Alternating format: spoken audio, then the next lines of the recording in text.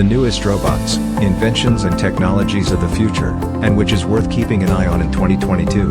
It's an intelligent cleaning robot that uses LiDAR and a 3D sensor to clean close to waterlogging and stubborn stains.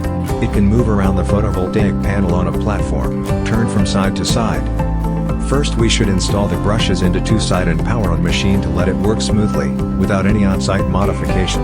The robot's own AI vision system can achieve centimeter-level positioning and navigation on the PV panel surface. No human monitoring, independent perception, planning, decision-making, perfect cleaning automation. The unique anti-glare hidden vision sensor design ensures accurate positioning information under severe pollution or strong light environment, and achieves high-precision positioning on PV panels. Active safety technology is the core technology of our company, which will never slip or fall under normal working environment. The maximum span gap is 50 mm, the maximum span barrier is 40 mm, the horizontal static pressure is lower than 3100 Pa.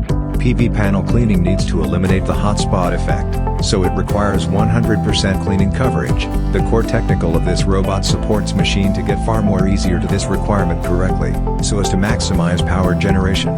High-precision visual positioning technology ensures high product stability and continuity of operation.